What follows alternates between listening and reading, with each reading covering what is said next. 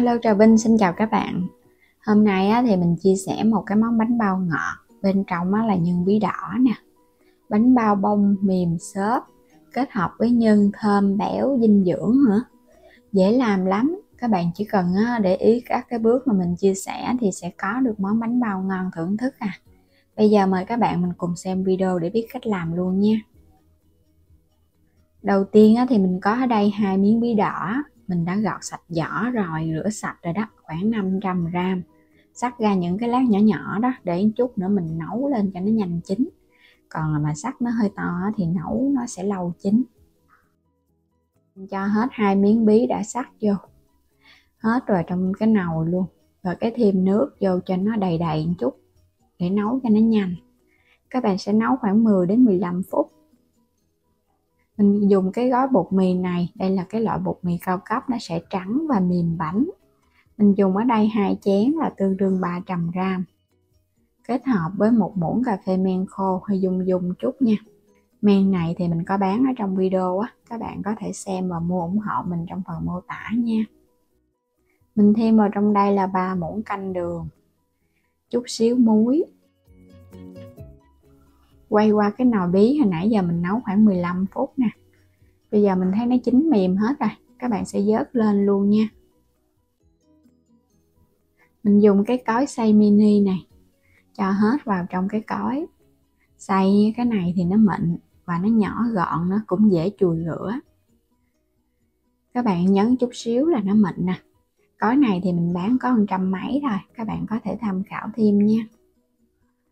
Rồi cái phần bí đỏ này thì mình sẽ cho qua bên cái chảo để chút nữa mình làm phần nhân. Và mình chỉ chừa lại một chút xíu ở trong cái cối thôi. Thêm vào trong đây khoảng 200ml nước cốt dừa hoặc là sữa tươi không đường cũng được nữa, để mình làm phần bột á. Thích nó béo thì cho nước cốt dừa. Khuấy đều một cái cho nó lấy hết cái phần bí đỏ ở trong cối, rồi mình cho hết vào trong bột luôn. Và cái bước này các bạn nhớ là bí của mình nó phải nguội nha, chứ nó không có được nóng. Nóng là nó sẽ bị chết men của mình, nó không có hoạt động á. Trộn đều lên.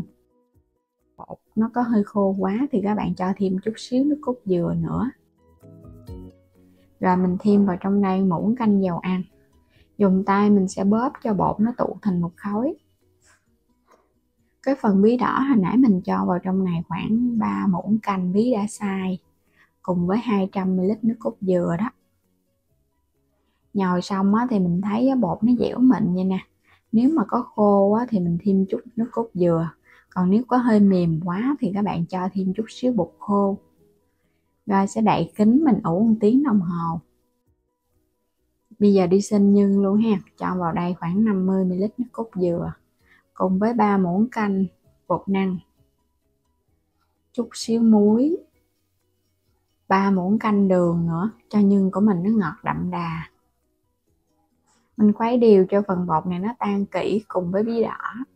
Có thêm bột thì phần nhân của mình nó sẽ có độ kết dính và nó dẻo dẻo ăn ngon lắm. Rồi bây giờ sẽ bắt lên trên bếp nha, mình sên nhân luôn. Các bạn để lửa vừa thôi, sên từ từ để cho bột của mình nó đặc á. Vừa sên mình vừa khuấy đều. Chút xíu tại vì có bột nên nó dễ đặc lắm. Nó đặc và nó sệt vậy nè. Nó sẽ hơi dai dai dẻo dẻo một chút. Rồi vậy là được rồi, mình tắt bếp luôn, không có cần phải sên lâu đâu.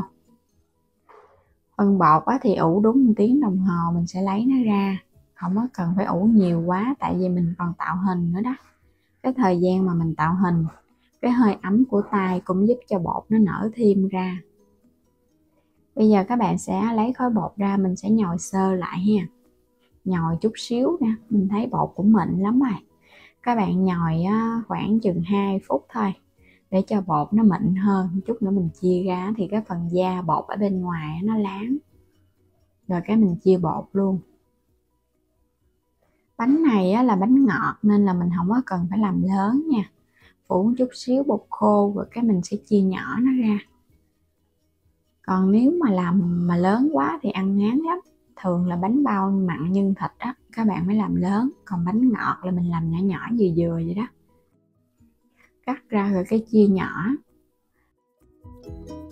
Mình chia ra hết vậy nè. Cái cục bột nào mà nó hơi nhỏ thì các bạn lấy cái khác mình lắp vô một chút. Rồi cái bước này mình sẽ lấy từng cái viên bột mình nhồi mình gập, lận từ bên ngoài vào trong để cho cái phần da nó láng hơn. Trong các công thức làm bánh bao á, thì mình chia sẻ rất là kỹ cái bước mà mình làm bột để giúp cho bánh nó nở, căng phình, không có bị chai và nó láng bóng cái phần da nữa. Làm hết rồi để qua một bên. Quay trở lại cái viên bột mà hồi nãy các bạn làm đầu tiên đó, cái mình nó sẽ lận lại thêm một lần nữa ha. Có nghĩa là mình tạo hình cái hình tròn này nè 2 lần bột. Đây là cái cục bột cuối cùng rồi đó. Làm 2 lần á, thì bột của mình nó sẽ mịn hơn. Rồi quay trở lại cái cục bột đầu tiên á, bây giờ mình sẽ phủ một chút xíu bột khô, mình sẽ cán nó ra. Làm vậy á, là cái bánh của mình bảo đảm nó sẽ không hề bị co bột nè, mà nó cũng không có bị sần sùi nữa. Cán vừa vừa thôi, không cần mỏng quá đâu. Cán lần lượt xong rồi cái mình để qua một bên rồi cán tiếp nha. Cán hết lần rồi cái mình gói nhân luôn.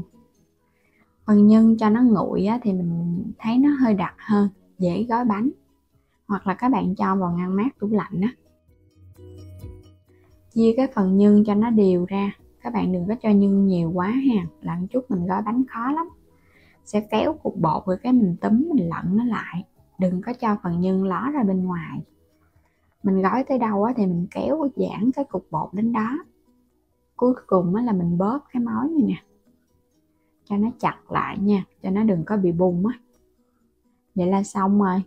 Mình lót ở bên dưới là miếng giấy nến chống dính, để bánh lấy ra nó không có bị dính. Mình cũng gói tương tự nha. Các bạn lấy cái phần mép bột á, mình kéo nó vô rồi cái mình lặn nó à. Đẩy, vừa kéo vừa đẩy. Rồi túm sát vô. Cái kiểu gói bánh tròn này thì nó dễ, mình không có cần phải xếp từng cái mép bột cho nó đều giống như là bánh nhân thịt. Rồi mình đã làm xong rồi nè. Để tạo hình cái bông hoa cho nó nở cánh thì mình sẽ dùng cái lưỡi lam mới. Các bạn gạch ở trên cái mặt bánh á, 2 cái đường chéo nha, để mình làm cái bông hoa một chút nữa, hấp ra nó sẽ nở bung ra, nhìn bắt mắt lắm. Có phần nhân ở bên trong á, nó ló ra bên ngoài á. Lưỡi lam mới cho nó bén và nó vệ sinh á. Mình có bán thêm các sản phẩm ở trong video, các bạn bấm vào mô tả video hoặc là trong cửa hàng của kênh để xem và mua ủng hộ mình với nha. Làm xong hết thì các bạn có thể chờ khoảng 10 phút rồi mình hãy cho vào nồi hấp.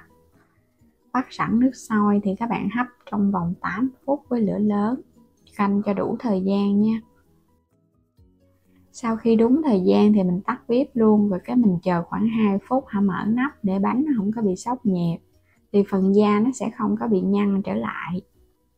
Đây là cái bánh thành phẩm. Mình chia sẻ rất là kỹ, các bạn xem và lưu ý làm theo nha, để có món bánh ngon thưởng thức mà không có bị thất bại, dù là làm lần đầu tiên luôn. Bánh này thì ăn nóng là ngon nhất, bột nó sẽ mềm và nó thơm á. Mình làm nước cốt dừa nên bánh thơm hơn so với sữa tươi, nhưng mà trong cái bột nó sẽ hơi béo béo. Các bạn thấy cái bông nó nở ra cũng nhìn hấp dẫn nữa ha. Ở bên trong là nhân bí đỏ. Ở bên ngoài mình chỉ cho một ít bí đỏ thôi, nên là cái bánh của mình nó cũng ra cái màu đẹp nữa. Rồi bây giờ mình sẽ bẻ ra. Bánh này thì đặc biệt, các trẻ nhỏ rất là mê luôn nè. Con nít đó, nó không có mê bánh mặn đâu, mà nó mê bánh ngọt. Nhưng mình cho bột năng á, nên là nó hơi dai dai, ăn nó cũng lạ miệng hơn. Thay vì các bạn làm nó mềm, dai dai, bột năng hay là bột bắp gì cũng được luôn ha, để tạo độ kết dính cho bánh. Bột rất là mềm luôn các bạn. Mình bẻ ra cảm nhận cái độ xốp và mềm của bánh. Bánh nó có độ ngọt đậm đà, thơm và béo nữa. Ăn ngon lắm. Bữa nào mà các bạn thấy nhà có bí đỏ mình cứ thử nha. Bảo đảm ăn siêu ghiền luôn. Và mình nhồi bột kỹ thì bánh của mình lột da dễ dàng.